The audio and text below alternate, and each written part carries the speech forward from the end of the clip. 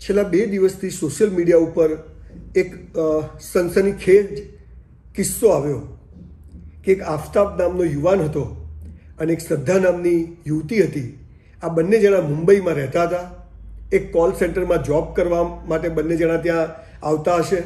એમાંથી આ આફતાબ અને શ્રદ્ધા વચ્ચે મિત્રતા થઈ, દોસ્તી થઈ, પ્રેમ થયો ને જે કંઈ થયું. લગ્ન કરવાનું શક્ય હશે કે નહીં હશે એમાં આપણે નથી પડવું, પણ એક લીવ ઇન રિલેશન્સમાં રહેવાનું એમણે શરૂ કર્યું, જે ખરેખર આ કન્સેપ્ટ આપણા દેશ માટે છે જ નહીં.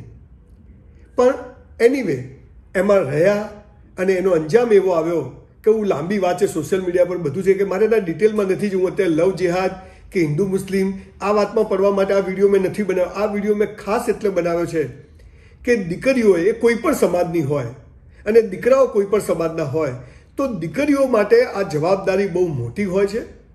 આપણે કહીએ કેમ એવું, દીકરીઓને જ કેમ એવું, દીકરાઓને કેમ, વાસ્તવિકતાની વાત છે. તો આ જે લિવ ઇન રિલેશન્સમાં રહ્યા, પછી મુંબઈથી દિલ્હી રહેવા ગયા, દિલ્હીથી છોકરી પાછી ગઈ, પાછી પેલો આફતાબ જઈને લઈ આવ્યો, 2 જણ વચ્ચે ઝઘડા ચાલ્યા. અને એવું તો શું થયું હશે કે જે એકબીજા વગર જીવી ન શકે, જે લિવ ઇન રિલેશન્સમાં રહી અને સાથે જીવન જીવતા હતા, કામ કરતા હતા, એ માણસ એ આફતાબ પેલી શ્રદ્ધાના 35 ટુકડા કરે અને એને ફ્રીજમાં રાખે અને રોજ એક ટુકડો એ નાખવા જાય. આ માણસની પોતાની માનસિક સ્થિતિ શું હશે એના વિશે કંઈ ચર્ચા કરવાની જગ્યા નથી આવતી. એ છોકરીને કેમ આવું કર્યું એની ચર્ચા પોલીસ કરશે અને કોર્ટ નક્કી કરશે. પણ એક સમાજના જાગૃત નાગરિક તરીકે ઘણા બધા લોકોએ મને, હું 2 દિવસ બોમ્બે હતો, એક મારો ઇવેન્ટ હતી, એટલે કાલે રાત્રે જ આવ્યો, ખૂબ મેસેજ આવે કે સર આની ઉપર કંઈક વાત કરો, કંઈક બોલો. કંઈ દરેક વિષય પર બોલવું એ મારો, મેં કંઈ ઠેકો નથી લીધો, પણ 4 દીકરીઓનો બાપ છું.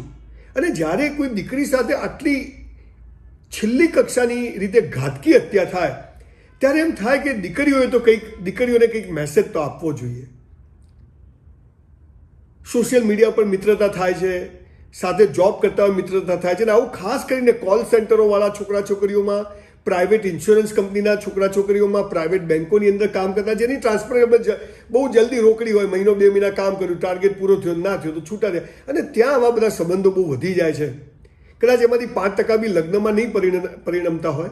પણ આજે જે એક માનસિકતા થઈ છે કે એમાં શું થયું, છોકરા છોકરીઓ સાથે રહેવાનું, જીવનના બધા જ મોજ શોખ કરવાના અને પછી ના ફાવે છૂટા પડી જવાનું. આ જે માનસિકતા સમાજમાં ડેવલપ થઈ છે એ બહુ ઘાતક થઈ છે. અને આવા સમય મને એમ થાય છે કે એક જાગૃત નાગરિક તરીકે, આજે મને 1 મિલિયન લોકો ફોલો કરતા કે કરોડ લોકો યુટ્યુબ પર સાંભળતા હોય તો લોકો મને પૂછે ને મારે બોલવું એ પણ એક જરૂરી છે. ફરીથી કહું છું, આ કિસ્સાને કોઈ લવ જેહાદની રીતે, હિન્દુ મુસ્લિમની રીતે ના જોતા, આ માત્ર આવા કિસ્સાઓમાંથી દીકરીઓએ શું શીખવું જોઈએ એની વાત મારે આજે ખાસ કરવી છે. મારી પાસે સુસાઇડના લગભગ 3000થી વધુ કેસો આવ્યા હશે. એમાંથી 2000 કેસોમાં આ જ પ્રશ્ન, આ જ પ્રોબ્લેમ, છૂટા પડી જાય, ઝઘડા, મારામારી, એસિડ એટેક, બદલો લેવાની ભાવના, એકબીજાને પતાવી દેવાની ભાવના, બધું કરી રહ્યા પછી આવું કેમ થાય છે? તો થોડીક એવી વાતો છે કે જે દીકરીઓએ અને દીકરીઓના મા બાપે ધ્યાન રાખવું જોઈએ. હા, મેં એવી પણ દીકરીઓ જોઈ છે કે મા બાપ ગમે એટલું ધ્યાન રાખે, આ દીકરીઓ કોઈનું સાંભળતી નથી ને પોતાનું ધાર્યું કરે છે અને પછી એ પસ્તાય. દીકરીઓનું શોષણ કઈ રીતે થાય છે, દીકરીઓ ઉપર કેવી રીતે ખોટી રીતે એમને હેરેસ કરવામાં આવે છે, આના ઘણા બધા પ્રશ્નો મારી પાસે આવેલા છે. મારી પાસે એવા કિસ્સા આવ્યા છે કે 5મા 10મામાં ભણતી છોકરીઓને સ્કૂલના ટીચર એને ફિઝિકલ અડપલા કરે, એને ચિઠ્ઠીઓ લખીને આપે, જે દીકરીને ખબર જ નથી કે આ શું થઈ રહ્યું છે, જેને બેડ ટચ ગુડ ટચની અત્યારે સમજણ આપવાની શરૂ થઈ છે.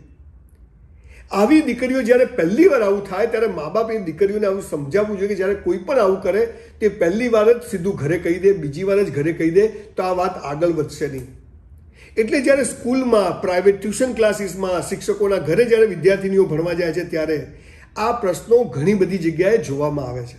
એટલે જ્યારે પણ કોઈ દીકરી જોડે સ્કૂલમાં કે કોલેજમાં કે પીજીમાં કે હોસ્ટેલમાં કોઈ પણ છોકરો જ્યારે કોઈ પણ વખત કોઈ પણ મેલ પહેલી વાર જ્યારે કોઈ પણ, જેને ગુજરાતીમાં અડપલા શબ્દ કહેવાય, એ કરે ત્યારે દીકરીઓએ તરત જ પોતાના સગાવાલાને આની વાત કરવી જોઈએ અને બીજી વાર ન બને એને મેક શ્યોર કરવું જોઈએ. જે પરિવારો મોટા પરિવારો છે એ કોઈ પણ સમાજના હોય, હિન્દુ હોય કે મુસ્લિમ હોય કે કોઈ પણ પરિવાર હોય, ઘર નાના હોય છે, રાત્રે બધા ભેગા સૂતા હોય છે, ત્યારે પણ એવા મારે ન બોલવું પણ એવા નલાયક છોકરાઓ હોય છે કે દીકરીઓને અડપલા કરતા હોય છે, અને ત્યારે આવી દીકરીઓ પરિવારની ચિંતાના હિસાબે બોલતી નથી હોતી, અને ત્યારે એ છોકરાઓની હિંમત વધી જાય છે, અને છોકરીઓ ઇજ્જતના કારણે નથી બોલતી, અને કંઈક કરે તો મા બાપ પણ બધા છોકરીને જ કહે કે તે આમ કર્યું, તું કેમ બોલી નહીં, પહેલાં કેમ ના. તો દીકરીઓને કહું છું કે તરત જ મા બાપને કહો, મા બાપ ના સાંભળે તો પોલીસમાં જઈને ફરિયાદ કરો, ઇજ્જતથી ડરશો નહીં. પણ આ જે ફિઝિકલ અડપલા કરવાની જે વાતો છે એને ત્યાં ને ત્યાં સ્ટોપ કરવી જોઈએ, અને દીકરીઓ આ હિંમત નહીં કરે તો એ દલદલમાં ખૂબતા જવું પડશે, અને એનો અંજામ કદાચ છેલ્લે આ જ આવશે કે તમે જ્યારે ના પાડશો ત્યારે આ બધું ઝઘડામાં ને એનો અંત શું થશે એ ઈશ્વર જાણે. એટલે દીકરીઓએ બહુ જ સજાગ રહેવાની જરૂર છે, અને મા બાપોને જે છોકરાઓના મા બાપને તમને કોઈ દીકરી આવી ફરિયાદ કરે તો એવા નલાયક છોકરાઓને તરત જ સજા કરો, એમને કાઢી મૂકો, એમને જે કહેવું કરો, અને એવો દાખલો બેસાડો કે જેથી બીજી વાર કોઈ આવું કરવાની હિંમત ના કરે. છોકરીઓ અત્યારે એમ સમજે કે નાઇટ પાર્ટીમાં જવું, રાત્રે 12 વાગ્યા સુધી બહાર જવું, હોક્કા બારમાં બેસવું, રેસ્ટોરન્ટમાં બેસવું, બિયર બારમાં બેસવું એ ફેશન છે. આ ફેશન નથી, આ આપણું કલ્ચર નથી. આપણા ત્યાં મા બાપ, ભાઈ બહેન અને જીવનસાથી ઉપરથી નક્કી થઈને આવે છે, કેરિયર બનાવવાનું છે, બોડી બનાવવાનું હોય છે, મા બાપ કે એમ જ જીવવાનું હોય છે, અને આ સમજણ નથી હોતી, એટલે અલ્ટિમેટલી દીકરીઓ ભોગવે છે. એટલે મારું કહેવું એમ છે કે આપણે કોઈ પણ રીતે આ બધી વસ્તુમાંથી જો બહાર આવવું હશે તો દીકરીઓને બહુ બધી હિંમત આપવી પડશે, બહુ બધી ટ્રેન કરવી પડશે, બહુ બધી વાતો એમને કહેવી પડશે કે આમાં એમને શું ધ્યાન રાખવાનું છે. ઘણા પરિવારોમાં હું જોઉં છું કે એમને કમાવાના ઠેકાણા નથી હોતા, પૈસા નથી હોતા, છોકરાઓ પેદા કરે છે, એમાં દીકરીઓ હોય છે, ભણે ન ભણે ને એમને કમાવા માટે નોકરીઓ કરવા મોકલે છે, અને પૈસાની તકલીફ હોય એટલે દીકરીઓ નોકરીઓ કરવા જાય છે, ત્યાં એને હેરાન કરવામાં આવે છે, અને પછી એને એમ થાય છે કે જો હું આ બધું નહીં કરું તો મને નોકરીમાંથી કાઢી મૂકશે, અથવા તો હું ઘરે કહીશ તો મને નોકરી નહીં આવવા દે. આવા મા બાપોને કહું છું કે એક દીકરી હોય કે બે દીકરી હોય, પણ આપણી તાકાત દીકરીઓને સંસ્કાર આપવાની, દીકરીઓને ભણાવવાની અને દીકરીઓને પગભર થઈ અને એમ લગ્ન કરાવવાની ના હોય તો આપણે છોકરા પેદા કરવા જોઈએ નહીં, કેમ કે એનો અંજામ પણ કોઈક વાર આવો થાય છે. અને પછી એ દીકરીઓ શરમની મારી, મર્યાદાના મારી, મા બાપની ફાઇનાન્શિયલ પોઝિશનને કારણે એ દીકરીઓ આવી ભૂલો કરે છે, અને છેલ્લે એનો અંજામ 35 ટુકડામાં પરિણમે છે. આપણે બહુ ઊંડા ઉતરીએ, બહુ જ આમ ડીપમાં જઈએ તો વિચારીએ કે જ્યારે પહેલી વાર, બીજી વાર, ત્રીજી વાર, અને પછી એ પ્રેમ થાય, લિવ ઇન રિલેશન્સમાં જાય, અને કેટલી લાંબી પ્રોસેસ ચાલતી હોય છે. અને એમાં એવું તો શું બને છે કે મોઢા પર એસિડ ફેંકવો પડે, કે ટુકડા કરવા પડે, કે મારી નાખવું પડે, કે જેવી રીતે સુરતમાં છરી મારી હતી, આવું બધું કેમ બને છે? આ ઘટનાઓ છોકરીઓ માટે ભગવાન એક મેસેજ રૂપે આપે છે કે જાગી જાઓ, એકલા રહીશું તો કંઈ દુનિયામાં લૂંટાઈ નથી જવાનું, મા બાપની સેવા કરજો, ના કરતા લગ્ન. પણ આવા લિવ ઇન રિલેશન્સમાં રહેવું, અનનેચરલ રિલેશન્સમાં રહેવું, મા બાપથી છુપાઈને આ બધા કામ કરવા, અને જો આ મેચ્યોરિટી ના હોય તો એનો અંજામ આ જ બધો આવે છે. માટે દીકરીઓ માટે આ મેસેજ બહુ મોટો છે. સ્ટ્રેન્જર જોડે વાત કરશો નહીં, સોશિયલ મીડિયા પર મિત્રતા કરશો નહીં, અજાણ્યાને મેસેજનો જવાબ આપશો નહીં. આઈ લવ યુ કહેવું કે ઇમોજીસ મોકલશો તો પણ એના સ્ક્રીનશોટ લઈ લેવામાં આવશે, એ મેસેજો રાખી મૂકવામાં આવશે, અને સમય આવશે ત્યારે એ મેસેજથી તમને બ્લેકમેલ કરશે, અને તમારે ફરીથી એના શરણે જવું પડશે. કેમ કે અલ્ટિમેટલી સમાજ પુરુષ પ્રધાન છે, પણ સ્ત્રીઓને ટાર્ગેટ કરવી બહુ ઇઝી હોય છે.